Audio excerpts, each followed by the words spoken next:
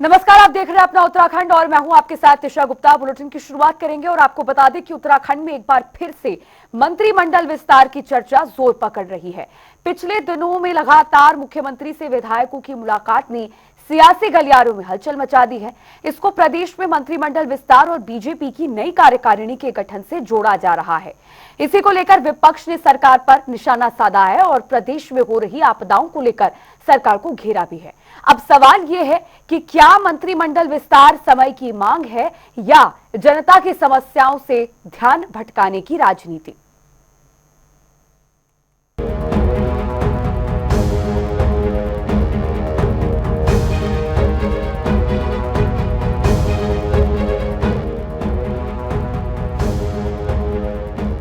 उत्तराखंड में एक बार फिर से मंत्रिमंडल विस्तार की अटकलें तेज हो गई हैं। पिछले 5-6 दिनों में मुख्यमंत्री पुष्कर सिंह धामी से करीब 15 से अधिक विधायक मिल चुके हैं। तो वहीं उत्तराखंड बीजेपी के कई विधायक दिल्ली में जाकर पार्टी के बड़े नेताओं से भी मुलाकात कर चुके हैं। आपको बता दें, अमित शाह और जेपी नड्डा से कई वरिष्ठ विधायकों की बैठक मंत्रिमंडल विस्तार और प्रदेश पार्टी की नई कार्यकारिणी से जोड़ी जा रही है। देखिए, आप लोगों का हमेशा एक प्रश्न होता है, लेकिन इस पर चर्चा चल रही है और क्योंकि हमारी पार्टी सब मिलजुल कर लोकतांत्रिक तरीके से चलने वाली पार्टी है और हाईकमान का भी इस पर चूँकि उनके भी निर्देश होते हैं, वो सब मिलकर जैसा निर्देश करें हम लोग इस पर काम करेंगे। प्रदेश के मुखिया मुख्यमंत्री पुष्कर सिंह धामी ने मंत्रिमंडल विस्तार को लेकर भी बात की है। इस दौरान उन्होंने कहा, पार्टी हाईकमान के मार्गदर्शन के बाद ही निर्णय लिया जाएगा और पार्टी संविधान के अनुसार काम करती है। वहीं विपक्षी कांग्रेस प्रदेश उपाध्यक्ष सूर्यकांत धस्माना ने इस सीएम के बयान पर तंज कसते हुए कहा कि प्रदेश में आपदा के बीच बीजेपी पूरी कैबिनेट के विस्तार की तैयारी में लगी है और सरकार का ध्यान राज्य की समस्याओं पर नहीं है। भाजपा में जो जूतम पेजार चल रही है, जूतम पेजार के साथ साथ इस आपदा के इस इतने बुरे हाल में जो फूलों के गुलदस्ते एक दूसरे को भेंट किए जा रहे हैं, जो गलबैयाँ बड़े बड़े पुराने दुश्मन सारे मतभेद बुला करके कहीं लेखक गांव जा रहे हैं, कहीं गुलदस्ता दे रहे हैं, उससे तो लग रहा है कि राज्य में कोई बड़ा होने वाला है, बड़ा परिवर्तन होने वाला है। केवल मंत्रिमंडल विस्तार नहीं, मुझे लग रहा है पूरा का पूरा मंत्रिमंडल ही रिशफलिंग हो रहे हैं। ये इस समय हालात हैं, लेकिन ये दुर्भाग्यपूर्ण है। इस समय सरकार को ध्यान देना चाहिए था प्रदेश में आपदाओं में जो लोग फंसे हुए हैं, जो लोग मर गए, जो लोग परेशान हैं, उन लोगों के बारे में लोग सरकार को सोचना चाहिए था। उस बारे में सोचने की बजाय सरकार पूरी की पूरी इस समय मंत्रिमंडल विस्तार और नया मुख्यमंत्री, यही सारा बीजेपी में चल रहा है। राज्य की जनता का क्या हो, इससे उनका कोई मतलब नहीं। अब देखना ये होगा कि मुख्यमंत्री के लगातार दिल्ली दौरे और कैबिनेट की बैठकें मंत्रिमंडल विस्तार के संकेत हैं या फिर विपक्ष की ओर से लगाए गए आरोप बेबुनियाद हैं। ब्यूरो डेस्क, जनता टीवी।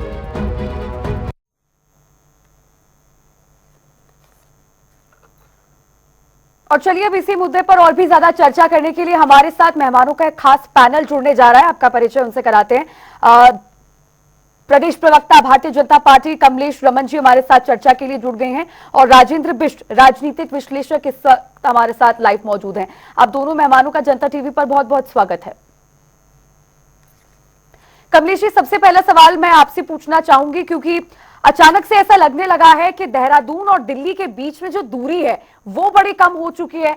लगातार सीएम धामी दिल्ली पहुंच रहे हैं, मुलाकात कर रहे हैं। केवल सीएम धामी ही नहीं, बीजेपी के कई विधायक भी दिल्ली पहुंचकर हाईकमान से मीटिंग्स कर रहे हैं बैक टू बैक। मैं आपसे ये पूछना चाहूंगी, ये केवल औपचारिकताएं हैं या फिर सच में वाकई में प्रदेश में मंत्रिमंडल विस्तार की सुगबुगाहट अब तेज हो गई है? देखिए, माननीय मुख्यमंत्री जी ने आपके सामने, मीडिया के सामने सारी चीजों को रखा है और क्योंकि प्रदेश के मंत्री या विधायक जब अपने केंद्रीय नेतृत्व से मिलने के लिए जाते हैं तो कुछ ना कुछ अपने प्रदेश के लिए बात करते हैं, कुछ ना कुछ अपने प्रदेश के लिए प्रस्ताव रखने का काम करते हैं। ऐसा नहीं है कि वो खाली एक अपने मंत्रिमंडल के लिए ही जाएंगे। मंत्रिमंडल का विस्तार भी होगा, ये माननीय मुख्यमंत्री जी ने शुभ संकेत आप लोगों के सामने रख दिए हैं और मीडिया को बता दिया है कि हमारे हाईकमान इस चीज पर विचार कर रहा है और जिस दिन भी उनका संदेश मिलेगा माननीय मुख्यमंत्री जी को और क्योंकि राष्ट्रीय पार्टी है और राष्ट्रीय पार्टी एक बड़ी पार्टी है, बहुत सारी ऐसी चीजें होती हैं जिनके लिए अपने केंद्रीय नेतृत्व से मिलना होता है, चाहे उसमें संगठन के नेता हो, कार्यकर्ता हो, और या फिर सरकार के विधायक, मंत्री या मुख्यमंत्री। और ये रोजमर्रा का होता है, क्योंकि और आपने कहा कि दिल्ली दूर नहीं है, देहरादून से दिल्ली। वाकई सही बात है कि सरकार ने 7 घंटे का सफर हमारा अब 3 साढ़े 3 घंटे का कर दिया, तो सफर तो हमारा दूर नहीं है। अब ये बात बहुत अच्छी है कि आपने खुद ही इन सारी चीजों को रख दिया है, और मंत्रिमंडल भी बहुत जल्दी आपके सामने होगा। ये इंतजार हमारा जो चल रहा था, जो आप लोग हर रोज एक मीडिया के माध्यम से या वैसे भी जो कयास लगाए जा रहे हैं मंत्रिमंडल बनेगा या नहीं बनेगा, लेकिन माननीय मुख्यमंत्री जी ने ये पूरा स्वरूप आपके सामने रख दिया है कि हमारा बहुत जल्दी मंत्रिमंडल भी बनेगा। वो कब बनेगा ये तो हमारा जब शीर्ष नेतृत्व आदेश देगा, उसके उसके ऊपर माननीय मुख्यमंत्री जी अपने इस मंत्रिमंडल का विस्तार करेंगे, और क्योंकि ये उनका विशेषाधिकार होता है, ये उनके कार्य करने की जो क्षमता है, उनका उनका खुद का ये नेतृत्व है। तो मुझे लगता है कि विकास कार्य इस समय जो हमारे हो रहे हैं बहुत ही जी। मजबूती के साथ हो रहे हैं, क्षेत्रों में विकास कार्य भी हो रहे हैं, योजनाएं भी चल रही है। और अभी मैं धस्माना जी का एक वक्तव्य अभी सुन रही थी, आपके यहाँ वो बोल रहे थे अब मीडिया के सामने कि आपदा पर ध्यान नहीं दिया जा रहा। देखिए किस तरह की बातें कांग्रेस की वो नेतागण करते हैं, वरिष्ठ नेता है माननीय धस्माना जी, और वो कह रहे हैं कि जी सरकार आपदा में काम नहीं कर रही। अरे भाई, सरकार काम नहीं करती तो माननीय पुष्कर सिंह धामी जी पहले ही दिन प्रवास करते हैं, वहां जाते हैं और 3 दिन रहते हैं हमारे आपदा पीड़ितों के बीच में, हर उस क्षेत्र में सबसे पहले पहुंचने का काम करते हैं, आपदा में राहत देने का काम करते हैं। सरकार का जो कर्तव्य है उससे बढ़ चढ़ करके ये पहले ऐसे मुख्यमंत्री है पुष्कर सिंह धामी जी, जो आपदा पीड़ितों के बीच में है, लगातार अधिकारियों से मॉनिटरिंग कर रहे हैं, लगातार सारे जिलाधिकारियों से बात कर रहे हैं, चाहे मैं थराली की बात करूं, चाहे मैं धराली की बात करूं, चाहे मैं इधर चमोली की बात करूं, अन्य और भी जगह जहां जहां हमारी आपदा आई है, वहां वहां पर मुख्यमंत्री जी ने पहुंचकर अपने सारे जो हमारे कर्मचारी हैं, तमाम हमारे आपदा के क्षेत्र में जितने कर्मचारी हैं उन सबको लगाने का काम किया है। हमारा रेस्क्यू चल रहा है। सरकार की चिंता है कि ठीक हम है। कैसे अपने उन आपदा पीड़ितों का जनजीवन दोबारा से सुचारू कर सके, उनको कैसे मदद दे सके। इस समय स्वास्थ्य की बात है, इस समय कपड़ों की बात है, इस समय भोजन की बात है, और कांग्रेस को सिर्फ अपनी राजनीति करनी है कि जी आपदा में कुछ नहीं हो रहा है, ठीक है। इसमें कुछ नहीं हो रहा है। तो कम से कम थोड़ा सा सोच समझ के बोलना चाहिए, मुझे लगता है। ठीक है कमलेश जी, जवाब ले लेते हैं। कांग्रेस के वरिष्ठ नेता हैं आशीष सैनी जी, वो भी हमारे साथ पैनल में जुड़ गए हैं। आशीष जी, आपका बहुत स्वागत है जनता टीवी पर। आप तक मेरी आवाज पहुंच पा रही है? जी आशीष जी, कई बातें कमलेश जी ने इस दौरान कही है। मंत्रिमंडल विस्तार के मुद्दे पर हम चर्चा कर रहे हैं। कमलेश जी का कहना है कि जो मुलाकातें होती हैं पार्टी के जो विधायक होते हैं, चाहे मुख्यमंत्री पुष्कर सिंह धामी क्यों ना हो, मुलाकातें तो हाईकमान के साथ चलती रहती है, क्योंकि कई मुद्दे होते हैं, विकास से जुड़े मुद्दे भी होते हैं। जरूरी नहीं है कि मंत्रिमंडल विस्तार को लेकर ही मीटिंग्स हो रही हैं, लेकिन फिर भी मुख्यमंत्री पुष्कर सिंह धामी ने भी ये सॉफ्ट तरीके से संदेश दिया है कि मंत्रिमंडल विस्तार प्रदेश में हो सकता है। तो इस बीच मंत्रिमंडल विस्तार पर मैं आपका पहला रिमार्क चाहूंगी।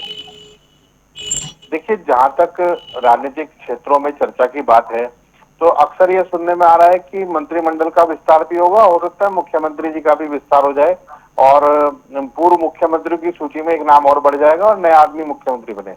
ये खबरें हमारी नहीं है, ये बीजेपी की है, क्योंकि बीजेपी पूर्ण बहुमत की सरकार में विधायक लेने के बावजूद भी जिस प्रकार की अस्थिरता उत्तराखंड में रखी हुई है, ये उसी अस्थिरता को बढ़ाने का काम करेंगे। मैं भाजपा की प्रवक्ता से कहता हूं कि ये बात एक शपथ पत्र के रूप में दे दें कि निश्चित रूप से इनकी सरकार मुख्यमंत्री को बदलने नहीं जा रही है, ये नहीं दे सकती। भारतीय जनता पार्टी में क्या है कि जैसे ही नेतृत्व अपनी जड़ पकड़ता है, ये तुरंत उसकी जड़ काटने पर उतर आते हैं। तो आज यही स्थिति धामी जी की है। धामी जी पिछले लगभग, जहां तक मेरी अपनी जानकारी है, 1-1.5 साल से मस्टोल पे चल रहे हैं। कभी उनका नाम आता है, कभी उनका नाम कट जाता है, कभी वो मंत्रिमंडल विस्तार करने लगते हैं, फिर वो कैंसिल हो जाता है। भाई, मंत्रिमंडल विस्तार करना है तो 47 विधायक तो आपके अपने परिचित हैं।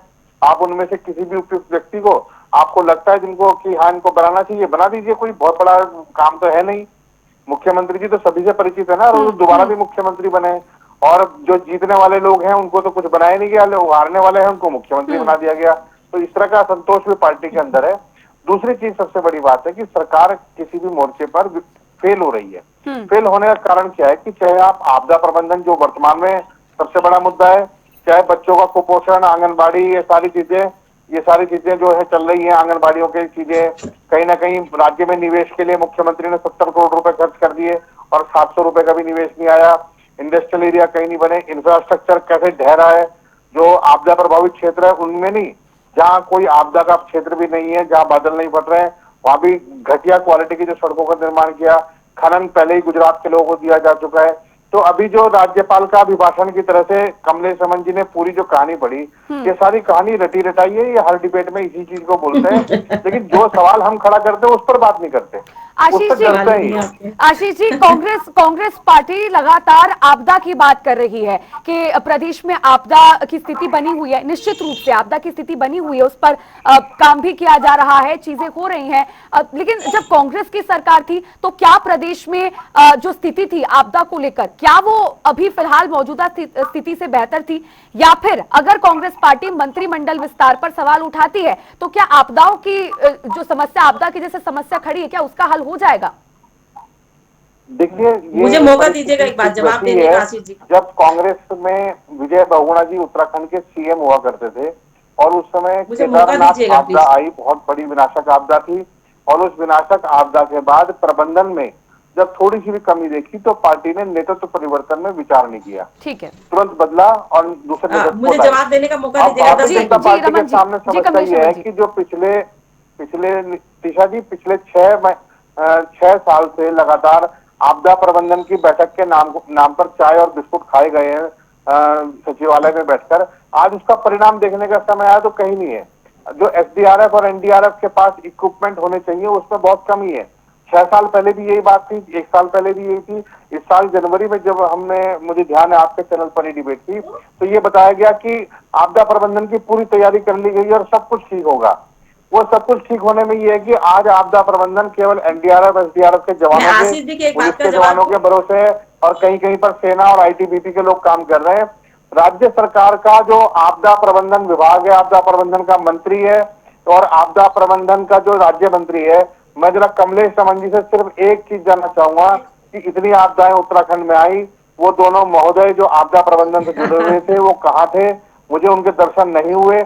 अगर ये कहीं दर्शन करा देंगी तो मैं इनका धन्यवाद दूंगा। ठीक है, कमलेश जवाब ले लेते हैं, आशीष जी जवाब ले लेते हैं। कमलेश जी, सबसे पहले तो जो आप जवाब देना चाहती, लेकिन उससे पहले एक सवाल छोटा सा मैं आपसे पूछना चाहूंगी, आप उसका भी जवाब साथ में दे दीजिएगा।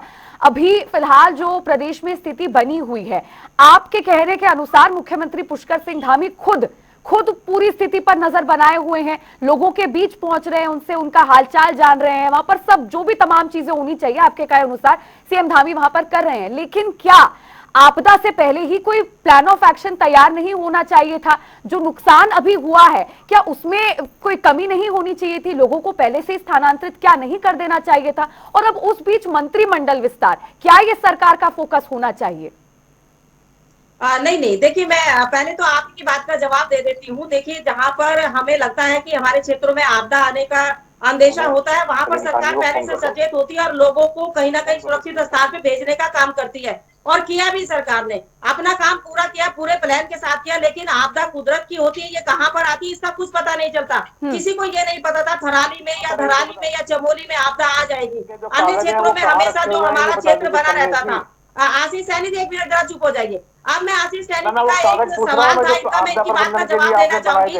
2002 में 1 मिनट सैनी जी, 2002 में हारे में नेता को नंदा तिवारी जी को उत्तराखंड का मुख्यमंत्री बना देती है कांग्रेस। जिन्होंने हार के ऊपर बात करी ना, 2002 में नंदा तिवारी जी को मुख्यमंत्री बना करके भेज देती है उत्तर प्रदेश से कांग्रेस।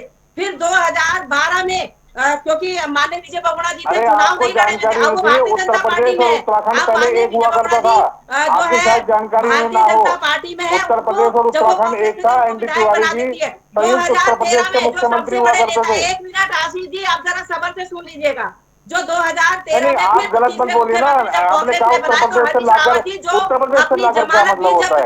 वो उत्तराखंड के रहने वाले थे, बनाने का काम किया।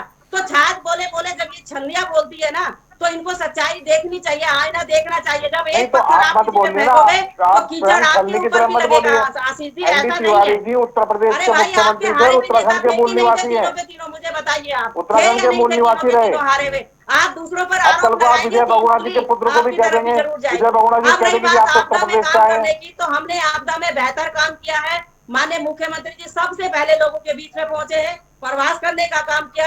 हमने रील बनाई, अपनी जो हमारी मुख्यमंत्री जी का कैपेसिटी थी काम कैमरामैन गया करने रील की, बनाने के लिए। उससे ज्यादा आपदा हमने प्रबंधन आपदा में के भी आपको क्षेत्रों में रील काम और किया वीडियो है। बनाने की हमने फुर्सत है। अपने संसाधन देने का आपको काम किया। उत्तरकाशी हमने में कांग्रेस के एनडीआरएफ लोगों को एसडीआरएफ तोड़कर को बीजेपी में लाने इतना की फुर्सत है जो है आपके पास। संसाधन देने का काम किया। केंद्र सरकार ने हमारी मदद करने का काम किया। और आशीष सैनी जी को कितने कुछ नहीं रुपए, एक दिखता, मिनट, आपको कितने अपना रुपए चश्मा मदद की दिखाना आपकी आशीष केंद्र पड़ेगा। जी, सरकार ने? आपका आशीष जी, ये चश्मा झूठ बहुत मत नीचे बोलिए लगा यहाँ हुआ आशीष पर। है। जी प्लीज प्लीज केंद्र आशीष सरकार जी, की तरफ आशीष से जी एक मैं आपको अठन्नी बोलने तकनीक का आई। मौका आशीष जी की दूंगी। सबसे मैं आपको गंदी आदत नहीं आप नहीं है। कमलेश त्रिषा जी जी, को पहले बोलने केंद्र दीजिए। सरकार की तरफ से एक अठन्नी भी आशीष जी नहीं की आई। गंदी आदत जितना जो ये कांग्रेस झूठ का की इस समय टोकरा हो यहाँ चुकी पर है, रख कर आशीष गई जी आशीष है, जी उनमें प्लीज, से ऐसे है। इसका ऐसे इसका ऐसे और जवाब डिबेट आशीष नहीं जी हो दीजिए पाएगी। समझते भी नहीं आशीष है। जी जैसे प्लीज एक प्लीज, मानसिक मैं तौर आपको पर बोलने का बीमार मौका होता दूंगी। है अब ना कमलेश जी व्यक्ति, को बोलने नहीं दीजिए पहले प्लीज, मैं आपके पास भी मानसिक आऊंगी। तौर मैं पे जो बीमार होता है व्यक्ति, वो आशीष जी है। इसलिए ये चुप ही नहीं होते हैं, बस इनका टेप रिकॉर्ड चलता है तो बस चलता ही रहता है। कमलेश जी देखिए मैंने आप कहा बस कि आप हारे बस हुए एक नेताओं एक को सवाल उन्होंने का, एक मुख्यमंत्री सवाल का बनाया। कमलेश जी, एक सवाल का जवाब दीजिए। क्या इस आपदा के बीच सड़कें क्षतिग्रस्त हैं, बाढ़ आई हुई है, भूस्खलन जगह जगह पर हो रहा है, क्या इस आपदा के बीच सरकार का फोकस मंत्रिमंडल विस्तार पर होना चाहिए? ये सवाल मैं आपसे पूछ रही हूं, आप इसका जवाब दे दीजिए, क्योंकि आपने खुद ही कहा था कि मंत्रिमंडल विस्तार की चर्चाएं हो रही हैं। सीएम धामी ने भी इसका संदेश दिया देखिए है।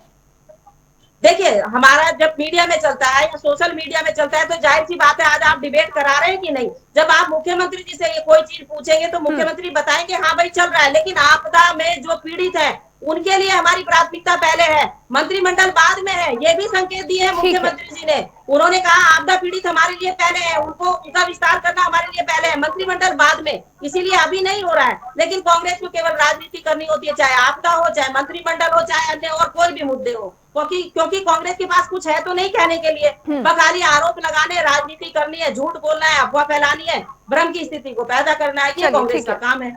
ठीक है। अब आशीष जी आपसे जवाब चाहूंगी मैं, लास्ट रिमार्क आपसे इस पर। देखिए, सबसे पहली बात, मैं अभी एक 3 दिन पहले एक अखबार पढ़ रहा था। उस अखबार के फ्रंट पेज पर मुख्यमंत्री की फोटो आपदा पीड़ितों से मिलते हुए, और जब मैं अंदर का पेज खोलता हूं तो वो एक स्थानीय दैनिक समाचार पत्र के प्रोग्राम के उद्घाटन में चले गए। ये मुख्यमंत्री जी की गरिमा है, पहली बात। दूसरी बात, आपदा प्रबंधन पर अनेक मीटिंग हुई, हमें भी लगा कि चलो आपदा प्रबंधन बहुत जरूरी काम है, सरकार कर रही है। आपदा प्रबंधन पर इन्होंने चर्चा करने की बात नहीं की, और आपदा प्रबंधन पर जब विधानसभा सत्र भाई चला आप तो तो आपदा वहां पर आपदा विधायकों के को प्लीज बोलने नहीं दिया। कमलेश बात जी, ही उन्हें नहीं करते हैं, चर्चा ही सारी नहीं रात करते हैं। आपदा प्रबंधन की बात विधानसभा के करने के अंदर लिए गैर सारी रात बैठे वहां आप पर तांडव मचाने का काम सदन करते में हैं, सोना पड़ा। हंगामा अब करते हैं। महत्वपूर्ण वहां बात पर क्या आप है, आपदा पे चर्चा नहीं आपदा करते हैं। प्रबंधन यहाँ में पर जब आप टीवी मुख्यमंत्री डिबेट जी में वहां बैठ के जाते हैं आपदा की हेलीकॉप्टर चिंतित करते लेकर, हैं। आप उसमें आपदा तो के बैठने चिंतित की होते सीटों हैं। की सीमा ये होती दोहरा है। चरित्र है उन कांग्रेस सीमाओं का। के बावजूद भी अपने कमलेश जी फोटोग्राफर प्लीज, को ले अब जाना आशीष सही जी को समझा। बोलने दीजिए। आपने, उत्तरकाशी का आपको समय मिला था कमलेश जी, अभी उत्तरकाशी प्लीज का आशीष जी थराली जो बोल रहे खूब सुन रहा लीजिए। था, और ये कांग्रेस के एक नेता को अपनी पार्टी ज्वाइन कराने में लगे हुए थे। जिस समय उत्तराखंड में चारों ओर आपदाओं की शुरुआत हुई, उस समय ये हमारे जिला पंचायत सदस्यों को, क्षेत्र पंचायत सदस्यों को भाई खींचने में, आपको क्यों घसीटने में, ठीक तकलीफ है, हुई? इन आप कामों ही में लगे करवा हुए थे सकते थे, आप तो और खरीद स्वतंत्र थे। फरोख्त में लगे थे। इन्हें ठीक है, आपदा ठीक है। पीड़ितों की इतनी चिंता है कि आपदा पीड़ितों के, ये आपदाएं कहां से आई है? तो त्रिषा जी, कोई वैसे आपदा नहीं आई। पूरा खनन गुजरातियों को सौंप दिया, पूरा स्वास्थ्य विभाग इन्होंने राजस्थान के माफियाओं को सौंप दिया। आज अब बताइए मैं ना, आप पे स्वास्थ्य विभाग के जवाब देना कर्मचारी चाहूंगी कहाँ हैं? प्लीज। गायब है सब।